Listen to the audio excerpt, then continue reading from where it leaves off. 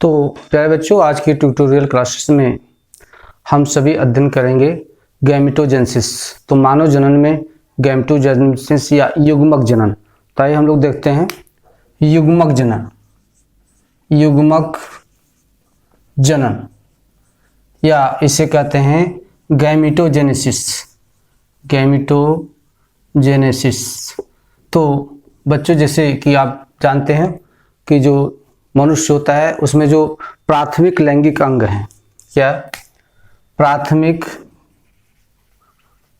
लैंगिक अंग अंग कौन कौन से? पुरुष में वृषण और स्त्री में अंडाशय। अंडाशय, ठीक है ना। तो सीधी सी युग्मक जनन की परिभाषा है, जो वह क्रिया जिसमें युग्मक का निर्माण होता है, इस क्रिया को हम युग्मक जनन कहते हैं। और वो कैसे युग्मक? युग्मक दो तरह के होते हैं। नर युग्मक जो वृषण में बनते हैं, नर युग्मक, और इसमें कहते हैं स्त्री युग्मक या मेल गैमीट और फीमेल गैमीट। ये जो मेल गैमीट है इसी को कहते हैं शुक्राणु। क्या कहते हैं? शुक्राणु या स्पर्म। और जो फीमेल गैमीट है इसे कहते हैं अंडाणु या ओवम। ओवम कहते हैं। तो ये जो ओवम या स्पर्म, इसी को हम युग्मक कहते हैं। और युग्मक बनने की क्रिया को युग्मक जनन कहते हैं। और शुक्राणु बनने की क्रिया को शुक्र जनन क्या कहते हैं? शुक्र जनन या स्पर्मेटोजेनेसिस। स्पर्मेटोजेनेसिस। तो हम कह सकते हैं शुक्र जनन वह प्रक्रिया है जिसमें शुक्राणुओं का निर्माण होता है। या अंड जनन, यहाँ पे होगा अंड जनन। अंड जनन। तो अंड जनन वह प्रक्रिया है जिसमें ओवम का निर्माण या अंडे का निर्माण होता है, उसे अंड जनन कहते हैं। तो आज हम सब पढ़ेंगे स्पर्मेटोजेनेसिस या शुक्र जनन। आइए देखते हैं।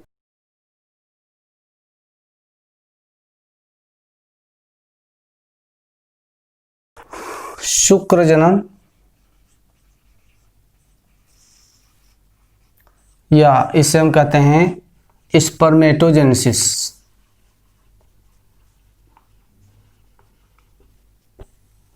तो जैसा कि हमने बताया कि जो शुक्र जनन के अंतर्गत शुक्राणुओं के बनने की क्रिया को, स्पर्म फॉर्मेशन की क्रिया को हम शुक्र जनन कहते हैं।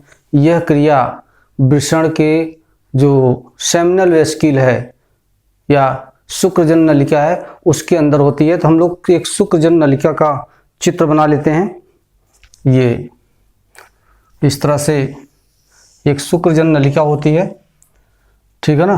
तो इसमें दो तरह की कोशिकाएं होती हैं जिसे हम शुक्रजन कोशिका, शुक्रजन कोशा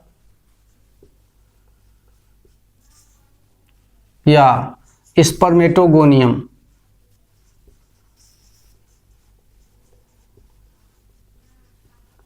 गोनियम कहते हैं। और दूसरी तरफ की जो कोशिका होती है उसे हम सर्टोली कोशा। तो इसमें दो तरह की कोशिकाएं होती हैं। जो सर्टोली कोशा होती है, हमने बना दी सर्टोली कोशा, ये, और इसके अंदर बहुत सारी इस तरह से कोशिकाएं होती हैं जिसे हम शुक्रजन कोशिकाएं कहते हैं। ये इसे हम पहले आपको पढ़ा चुके हैं। ये तो ये हो गई सर्टोली कोशिका और ये हो गई शुक्रजन कोशिकाएं, ठीक है ना। और यहाँ आप देखेंगे कि इससे लगा हुआ कुछ और संरचनाएं हैं,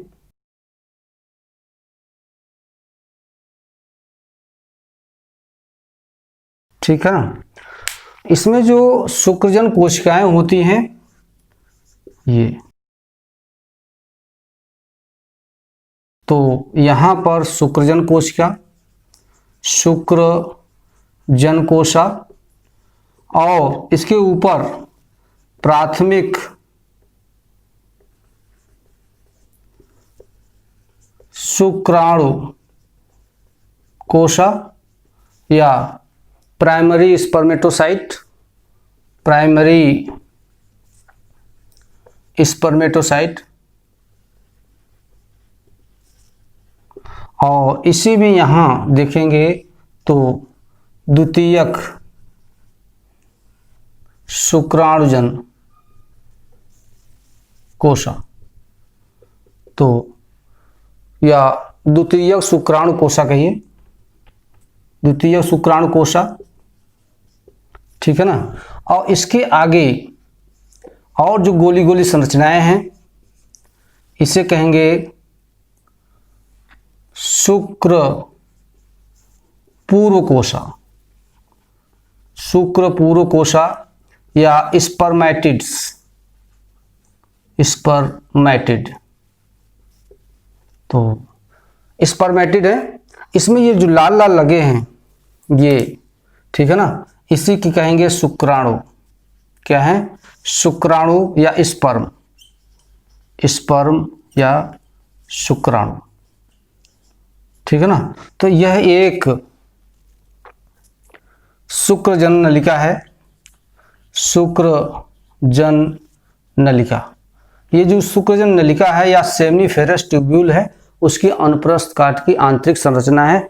उसके अंदर जो germ cell, epithelium germ cells होती हैं, उसमें विभाजन होता है जिसमें स्पर्मेटोगोनिया बनती है, और स्पर्मेटोगोनिया में अर्धसूत्री विभाजन होता है, और उसके द्वारा प्राथमिक शुक्रकोश का और फिर द्वितीयक शुक्रकोश का, फिर स्पर्मेटिड्स बनते हैं और फिर शुक्राणु का फॉर्मेशन होता है। ताकि हम लोग देखते हैं कि कैसे ये विभाजन होता है और उसकी कितनी अवस्थाएं होती हैं। तो बच्चों, इस पूरे स्पर्मेटोजेनेसिस को हम 3 भागों में बांट सकते हैं, या इनकी 3 अवस्था होती है। पहली अवस्था को हम गुणन अवस्था कहते हैं, गुणन अवस्था। दूसरी को हम वृद्धि अवस्था या ग्रोथ फेज, और तीसरी को परिपक्वन अवस्था, परिपक्वन अवस्था या मैच्योरेशन अवस्था कहते हैं। तो ये 3 अवस्थाएं इसमें होती हैं। आइए देखते हैं कि कैसे एक स्पर्मेटोगोनियम चेंज हो जाता है शुक्राणुओं में, और कौन कौन से डिवीजन भाग लेते हैं। तो बच्चों, जैसा कि जानते हैं कि जो स्पर्मेटोगोनियम है या शुक्रजन कोशिका, क्या शुक्रजन कोशा, जिसे हम स्पर्मेटोगोनियम, ये एक वचन है, स्पर्मेटोगोनिया बहुवचन होता है। तो यहाँ पे जो ये कोशिका होती है, ये पहले विभाजित हो करके ये अपनी संख्या में बढ़ती है, और यहाँ क्रोमोसोम की जो संख्या होती है वो कितनी होती है? 2n। इसमें जो विभाजन होता है, इस अवस्था को गुणन अवस्था कहते हैं, गुणन अवस्था। इस अवस्था में ये कोशिकाएं बनती हैं। सब कोशिकाओं में क्रोमोसोम की संख्या क्या होती है? 2n। 2n का मतलब है कि इसमें जो विभाजन होता है समसूत्री विभाजन, समसूत्री विभाजन, या इसी को अंग्रेजी में माइटोसिस, माइटोसिस क्रिया के द्वारा ये शुक्रजन कोशिका होती है, उनकी संख्या बढ़ जाती है, जैसे कि आप लोगों ने चित्र देखा था। और ये जो शुक्रजन कोशिका होती है, इसमें ये जो कोशिकाएं होती हैं ये आकार में बढ़ जाती हैं। ये इसे हम ग्रोथ फेज कहते हैं। क्या कहते हैं? Growth phase. तो ये जो कोशिकाएं बनी, इसे हम प्राथमिक शुक्राणु कोशा कहेंगे, या प्राइमरी स्पर्मेटोसाइट,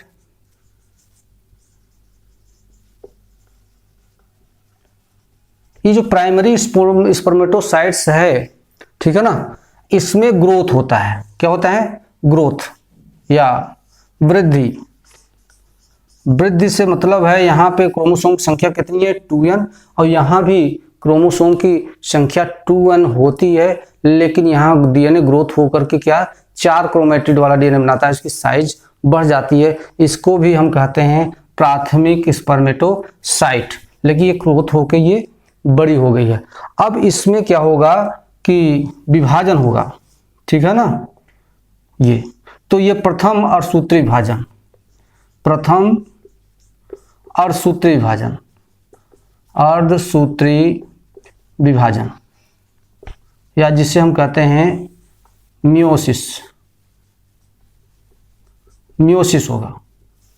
मियोसिस की क्रिया के द्वारा ये प्राथमिक जो शुक्राणु कोशिका है ये बदल जाएगी द्वितीयक शुक्राणु कोशिका में, ये ठीक है ना। तब इसे कहेंगे द्वितीयक शुक्राणु कोशा या सेकेंडरी स्पर्मेटोसाइट। और जो ये सेकेंडरी स्पर्मेटोसाइट है, इसे यहाँ पे जब भी प्राथमिक स्पर्मेटोसाइट से जो सेकेंडरी स्पर्मेटोसाइट बनता है, तब इसे कहते हैं मियोटिक फर्स्ट, मियोटिक फर्स्ट। और ये जो अवस्था होती है इसे कहते हैं परिपक्वन अवस्था, परिपक्वन अवस्था।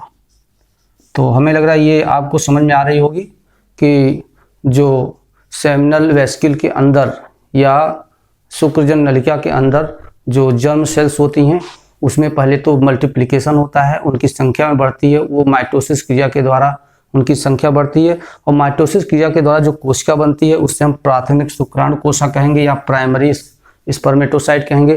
प्राइमरी स्पर्मेटोसाइट में ग्रोथ होती है, तो ये ग्रोथ होती है तो यहाँ क्रोमोसोम संख्या 2n है, तो यहाँ भी क्या होगी 2n होगी, कितना 2n। और इनमें ये जो कोशिका, इसमें अर्धसूत्री विभाजन फर्स्ट होगा, जिसमें क्रोमोसोम की संख्या क्या हो जाएगी n, ठीक है ना। तो इसे हम कहेंगे द्वितीय शुक्राणु कोशा। और दो द्वितीय शुक्राणु कोशा है, क्योंकि ये जगह कम है तो इसको हमें मिटाना पड़ेगा ये। तो हम लोगों ने देखा कि ये द्वितीय जो शुक्राणु कोशा है, ये आपने 2 बनाए, ठीक है ना। इसमें भी क्या होगा अर्धसूत्री विभाजन सेकेंड या मियोटिक सेकेंड। तो मियोटिक सेकेंड होगा तो इसमें भी 2 कोशिकाएं बनेंगी, 2 इसमें और 2 इसमें, ठीक है ना। ये कौन सी कोशिका थी? द्वितीयक शुक्राणु कोशिका, शुक्राणु कोशा, या इसी को कहते हैं सेकेंडरी स्पर्मेटोसाइट। सेकेंडरी स्पर्मेटोसाइट में अर्धसूत्री विभाजन सेकेंड होता है, जिसमें ये जो कोशिकाएं बनती हैं इसे हम पूर्व शुक्रकोशा या प्रसु शुक्राणु प्रसूकोशा भी बोलते हैं। क्या बोलते हैं? शुक्राणु प्रसूकोशा, या अंग्रेजी में स्पर्मेटिड्स का फॉर्मेशन होता है। तो जो स्पर्मेटिड है, तो यहाँ भी क्रोमोसोम की संख्या कितनी थी n, और इसमें भी क्रोमोसोम की संख्या होगी n। तो वो बच्चों, ये जो स्पर्मेटिड्स हैं ये पूर्व शुक्र कोशा कहते हैं या पूर्व शुक्राणु कोशा कहते हैं या स्पर्मेटिड्स कहते हैं। यही स्पर्मेटिड्स में आकारी परिवर्तन होता है। क्या होता है? आकारी परिवर्तन होता है, तो ये बदल जाते हैं,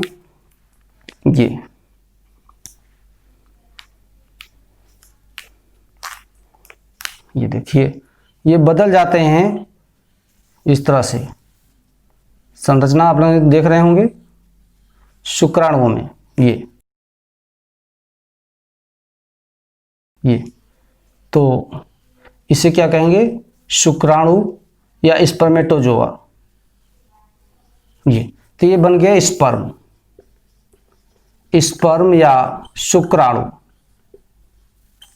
तो देख रहे हैं कैसे जर्म सेल से डिवीजन के द्वारा शुक्राणु बनता है। इस पूरी प्रोसेस को ही शुक्रजनन कहते हैं। यहाँ एक और टर्म यूज किया जाता है जिसको हम कहते हैं स्पर्मियोजेनेसिस। स्पर्मियोजेनेसिस, इसको लिख लीजिए, स्पर्मियोजेनेसिस। ठीक है, तो स्पर्मियोजेनेसिस क्या होता है? वास्तव में जो ये कोशिकाएं होती हैं जिसे हम क्या कहते हैं, स्पर्मेटिड्स या पूर्व शुक्र कोशा। तो इस शुक्राणुओं के पहले वाली जो कोशा होती है उसे हम स्पर्मेटिड कहते हैं। और ये कोशिका आप देख रहे हैं जैसे कि गोलाकार है, और ये गोलाकार में जो संरचनात्मक परिवर्तन होता है, ये पतली सी गोली सी स्पर्म जिसमें टेल हेड सब होता है, ये इसमें जब परिवर्तित होती है तब इसको हम स्पर्मियोजेनेसिस कहते हैं। तो ये देखिए स्पर्मेटोजेनेसिस, स्पर्मेटोजेनेसिस, और ये स्पर्मेटोजेनेसिस जिसमें शुक्राणुओं का फॉर्मेशन होता है। लेकिन जब ये पूर्व शुक्र कोशा से जब शुक्राणु का फॉर्मेशन होता है तो इस क्रिया को स्पर्मियोजेनेसिस कहते हैं। और जब ये शुक्र नलिका या जो भी शुक्रजन नलिका है उसमें से जब शुक्राणुओं का निष्कासन होता है जिसे वीर्य सेचन कहते हैं, वीर्य सेचन, जिसे अंग्रेजी में स्पर्मिएशन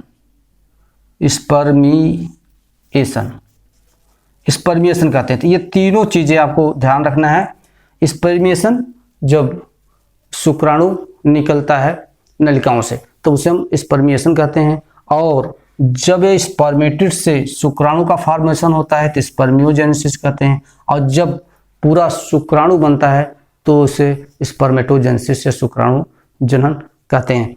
तो आइए देखते हैं इसमें जो और बिंदु कुछ बाकी हैं। ये जो शुक्राणु है इसकी हम लोग संरचना देख लेते हैं। तो ये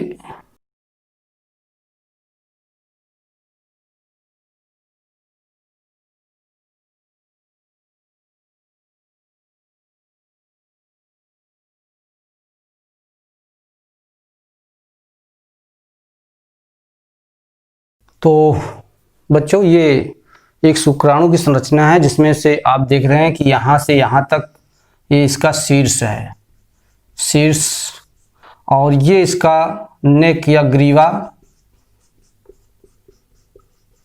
नेक, हेड, और ये मध्य पीस, मध्य खंड, और ये है पूंछ, पूंछ या टेल, टेल, मिडिल पीस, नेक। इसको हम चार भागों में बांट सकते हैं। चारों भागों में ये जो ऊपरी हिस्सा है इसे हम एक्रोसोम कहते हैं। क्या कहते हैं? अग्रपिंड, अग्रपिंड या एक्रोसोम। ये जो यहाँ का हिस्सा है ये केंद्रक, केंद्रक या न्यूक्लियस, जिसमें क्रोमोसोम की संख्या क्या है? हेप्लॉइड है, हेप्लॉइड है। यहां पे ये सेंट्रियोल, क्या है? सेंट्रियोल।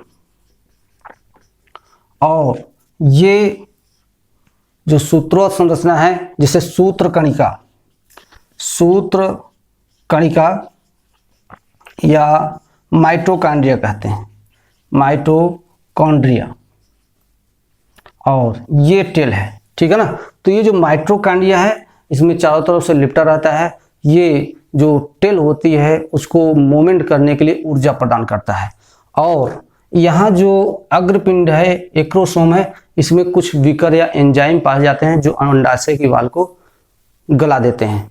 तो बच्चों, ये पूरी शुक्राणु की संरचना होती है। जो शुक्राणु जनन की क्रिया होती है वो किशोरावस्था में प्रारंभ होती है, और जो किशोरावस्था की उम्र होती है वो लड़कों में लगभग 13 साल से शुरू होती है। और उस किशोरावस्था के समय में जो हमारा ब्रेन है उसका हाइपोथैलेमस, क्या ये पहली बात, ये क्रिया कब शुरू होती है? किशोरावस्था। किशोरावस्था जो लगभग 13 वर्ष में प्रारंभ होती है। यहाँ पर ही शुक्र जनन की क्रिया प्रारंभ होती है। पहले जो मस्तिष्क का हाइपोथैलेमस है, क्या है? हाइपोथैलेमस, ठीक है ना। हाइपोथैलेमस एक हार्मोन रिलीज करता है जिसको कहते हैं गोनेडोट्रोपिक रिलीजिंग हार्मोन या GnRH। तो इसे कहेंगे गोनेडोट्रोपिक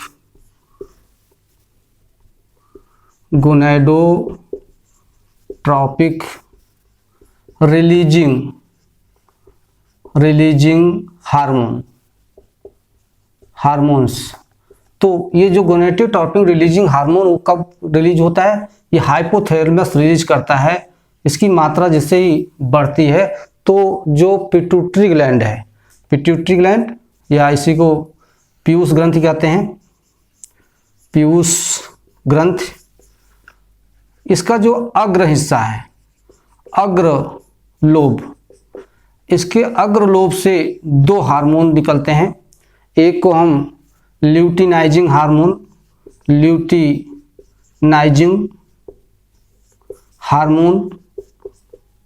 या LH कहते हैं, और दूसरे को फॉलिकल स्टिमुलेटिंग हार्मोन्स या इसे FSH कहते हैं।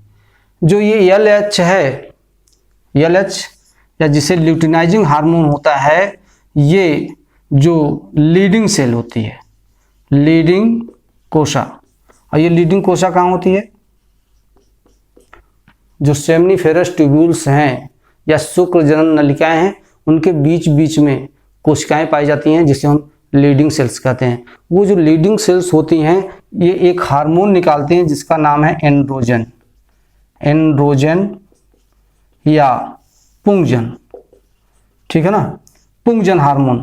तो ये जो पहले देख लीजिए, जो हाइपोथैलेमस है ये जब 13 साल की अवस्था में होती है तो एक हार्मोन रिलीज करता है जिसका नाम है GnRH या गोनेडोट्रोपिक रिलीजिंग हार्मोन। ये जो रिलीजिंग हार्मोन है वो किसके ऊपर एक्ट करता है? ये क्रिया करता है पीयूष ग्रंथि के ऊपर, ये इसके ऊपर, ये इसको एक्टिवेट करता है। जब ये एक्टिवेट होता है तो ये 2 तरह का हार्मोन रिलीज करता है, एक को LH कहते हैं, दूसरे को FSH कहते हैं। जो LH होता है ये जब इसकी मात्रा बढ़ती है तो ये लीडिंग जो सेल्स होती हैं उसको उत्तेजित करती हैं, और जब उसको उत्तेजित करते हैं तो ये एक हार्मोन रिलीज करता है जिसका नाम है एंड्रोजन, पुंजन हार्मोन। और जब पुंजन हार्मोन होता है वो शुक्र जनन क्रिया को उत्तेजित करता है जिससे शुक्राणुओं का फॉर्मेशन होता है। इसी तरह से ये जो दूसरा हार्मोन है FSH, ये जो सर्टोली सेल है, कौन सा? सर्टोली कोशा, कहाँ पाई जाती है? जो शुक्रजन नलिका है या सेमनीफेरस ट्यूब्यूल्स के अंदर 2 तरह की कोशिकाएं होती हैं, एक को हम स्पर्मेटोगोनियम कहते हैं, दूसरे को सर्टोली सेल। सर्टोली सेल क्या करता है? शुक्राणुओं का पोषण का काम करता है। तो ये सर्टोली सेल को उत्तेजित करता है एक तरह से, ठीक है ना, क्रियाशील करता है जिससे ये शुक्राणुओं को पोषण कर सके। तो ये पूरी प्रोसेस को हम क्या कह सकते हैं? शुक्र जनन, जिसमें शुक्राणुओं का फॉर्मेशन होता है। इसमें जो ग्रंथियां होती हैं वो भी अहम रोल अदा करती हैं।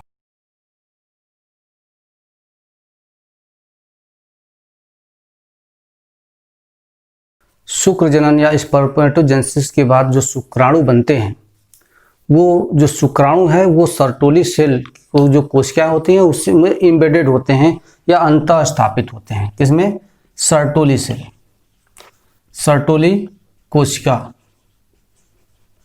में अंतः स्थापित होते हैं या लगे होते हैं, उससे सर्टोली सेल से उनको पोषण मिलता है। तो ये उसके बाद जो ये स्पर्म है या शुक्राणु का मोचन होता है, मोचन या ये रिलीज करते हैं कहाँ? शुक्राणु नलिकाओं से जब ये बाहर रिलीज करते हैं तब इसे हम वीर्य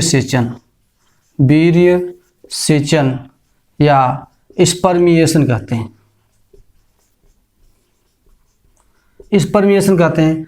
और एक बार के जो वीर्य सेचन होता है, इसमें जो वीर्य होता है जिसे सीमेन कहते हैं, सीमेन या वीर्य सीमेन, ये इसमें क्या क्या होता है? शुक्राणु और प्लस प्लाज्मा, ठीक है ना। तो ये जो प्लाज्मा है ये कहाँ से निकलता है? शुक्राशय पुरुष ग्रंथि और काउपर ग्रंथि या एपिडाइडमिस से निकलने वाला जो स्राव होता है उसी को हम प्लाज्मा कहते हैं। और इन दोनों को मिलाकर हम इसे सीमेन या वीर्य कहते हैं, ठीक है ना। और इस वीर्य के अंदर या इस शुक्राणु की जो संख्या होती है, संख्या लगभग 20 से 30 करोड़ संख्या होती है। और ये जो 20 से 30 करोड़ संख्या होती है उसमें से जो लगभग 60% क्रियाशील होते हैं। क्रियाशील होना जरूरी है, होना आवश्यक है। और इन 60% में से 40% का तीव्र होना अति आवश्यक है।